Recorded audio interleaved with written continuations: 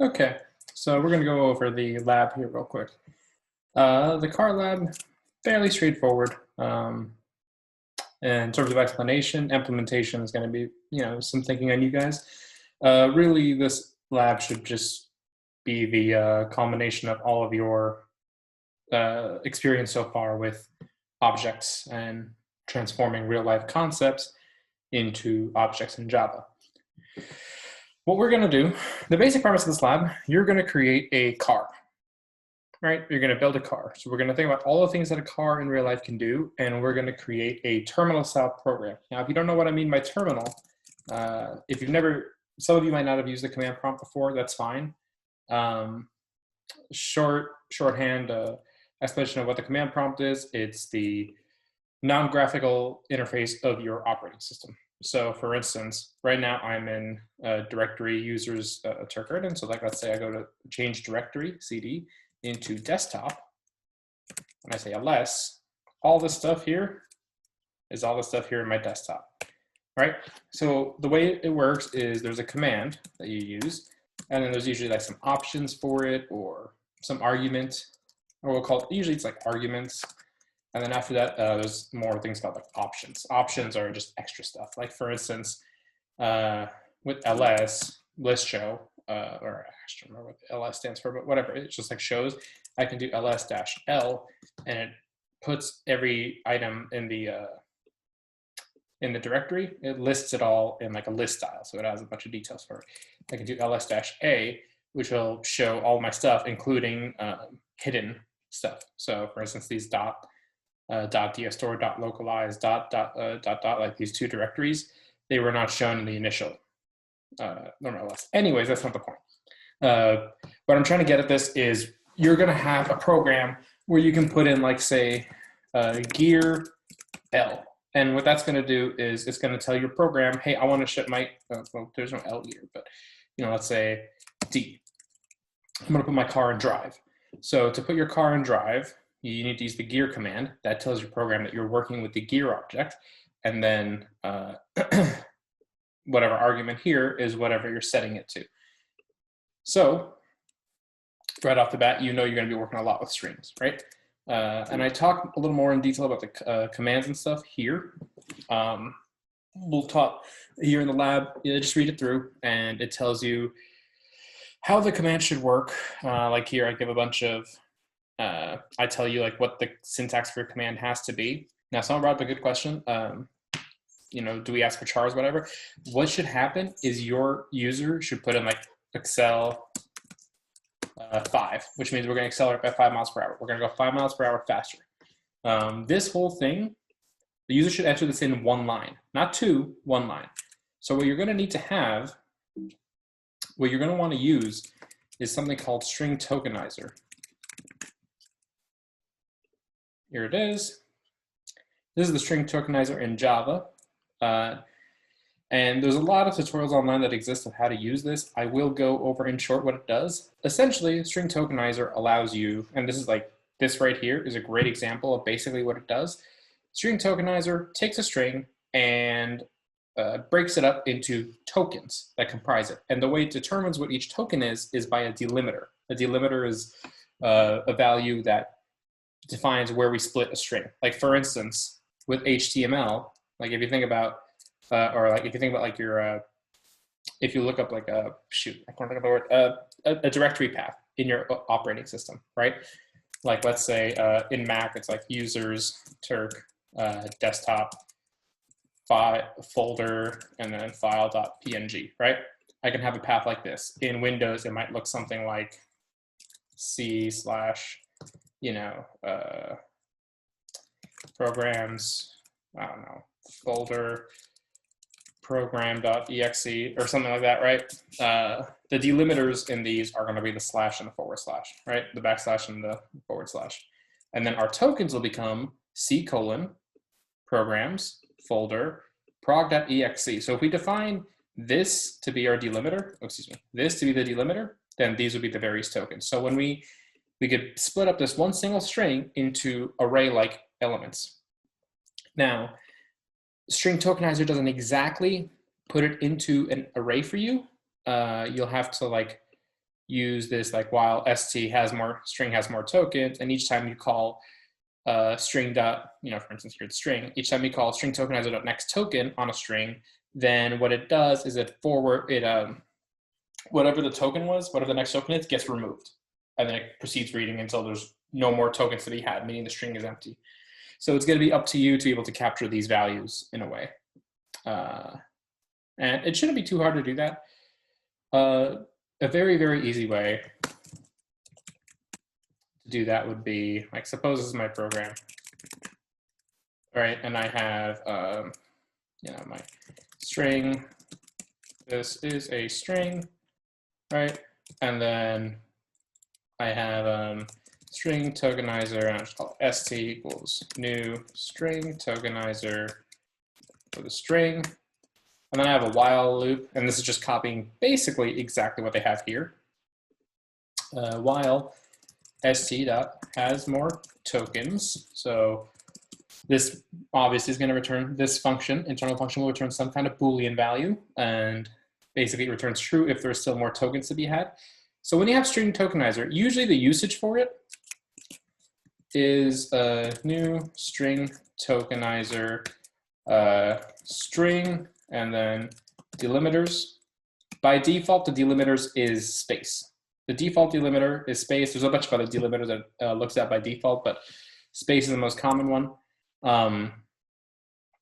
So we'll have a string here.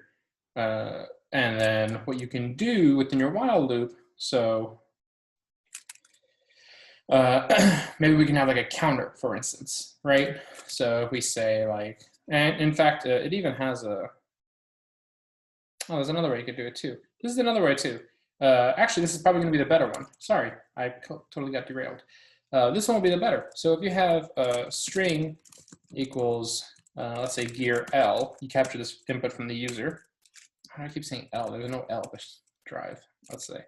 And then we'll say string array command tokenized is equal to string dot split, and this uses what's called a regex or regular expression. So in Java, this is saying this string we have, we want to split it by the spaces. So you'll have a nice array here of all of your commands broken in. And then because we know the syntax of what our commands are, because we know they follow this command param and then options, and I don't think most of them even have like this third thing. Most of them are just two. Let me see the ones that I listed. Yeah, most of them are just two, right? You got the command and you got the argument. So because we've just got the command and argument format, we always know that this array 0 is going to be the command, and the array 1 is going to be the argument for the supplement for that command.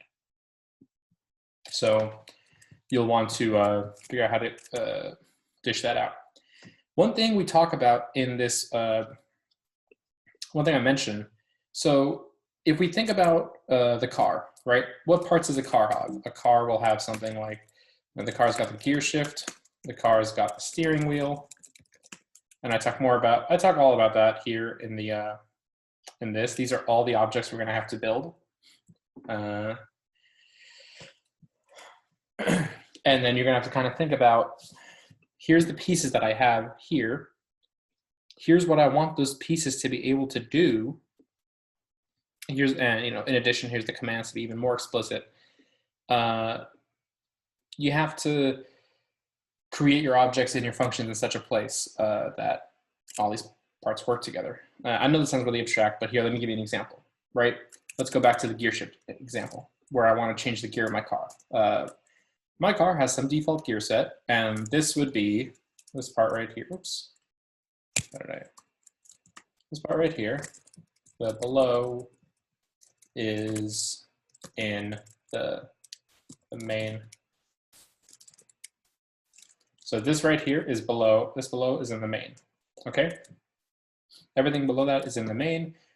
Within the main, we get the users.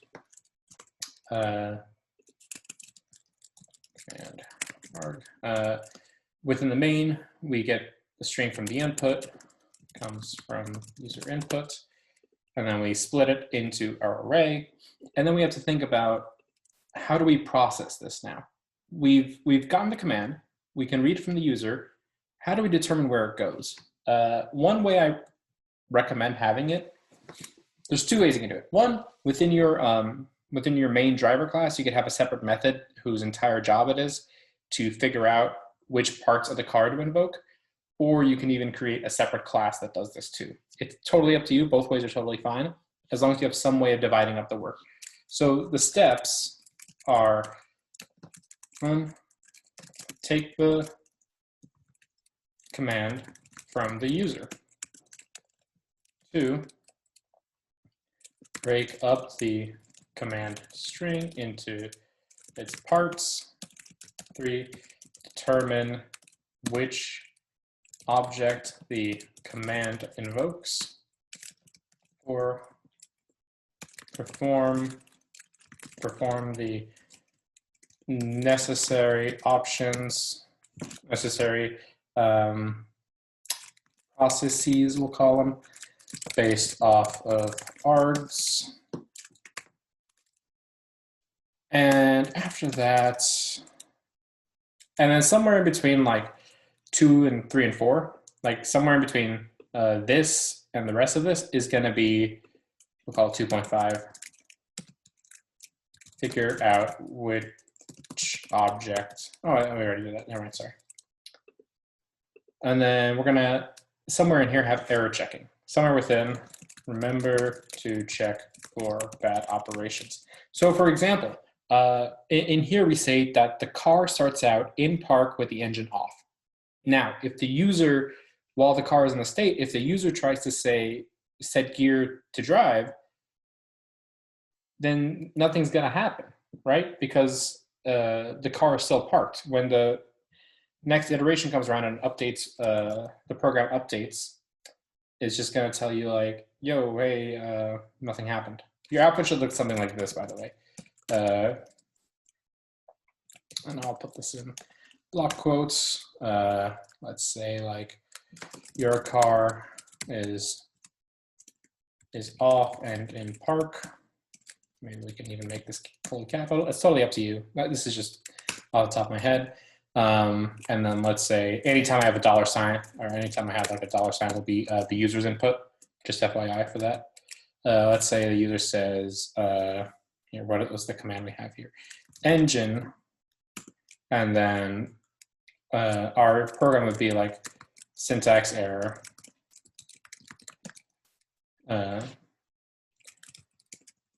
Must use command like this.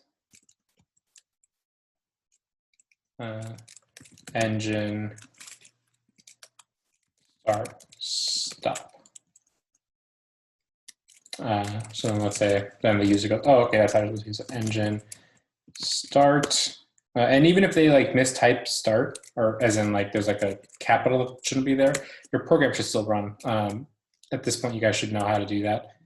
I don't think that's a big mystery of what to do to make it so that, basically make your string reader case insensitive. That should be something that's well within you guys' abilities.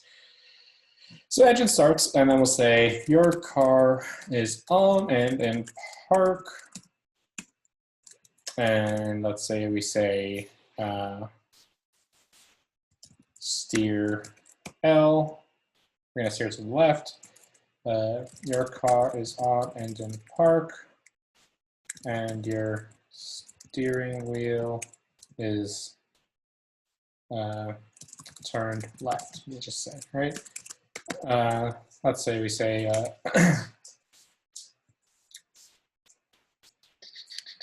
actually, you know what? Something I don't know if I mentioned in the program here, but when we mention, oh yeah, so we'll start in park, and we'll just actually say gear D, and then your car is on and has gone, say, 20 miles, fast car. Your gas tank is at 90%. Now we say cell 5 your car is on and has gone 25 miles because we accelerated by 5 miles this time. And the base speed for this car is 20. These are just random numbers. Your gas tank is at 75%, we'll say. Right? Because if we accelerate, we're going to be burning a little bit more gas than we normally would. And that's up to you to determine however much. There's definitely some little maths that you guys can do, or just very uncreative maths. It really is not that hard. Shouldn't say it's not hard. There's a lot of manipulations you can do, right? And as long as when you accelerate or decelerate, you're using more or less gas respectively, you'll be okay. I don't care what the numbers are. Suppose we go through some more runs and our car runs out of fuel, right? And we try to say, Excel 10, your car is out of fuel. Goodbye. You can just end the program there. If the car runs out of fuel, or the user, or we'll just say your car is out of fuel, right? And if we say gear park, your car is off and in park. Your gas tank is empty. You can say that too. I mean, like, you can just append more strings based on the status of the car. One thing that might be really smart is to have a method that actually goes through and dynamically creates this. So based off of every portion of the car, the engine, your car is off. You can even say your car is in park, and then your gas tank is empty. You can have this, you can have a method just build the string dynamically. And I highly, highly encourage it. I highly recommend you guys do that. That'll probably be a good idea. I hope this example is kind of drawn to light what I'm expecting from this. Really, also, I'm going to have an extension. This is kind of like a big different thing. The game project, I'm going to call that done for now because, I mean, it is what it is. You guys should, if you're motivated, continue to work on it for your own personal project. It'll probably be a pretty cool thing to have in your resume.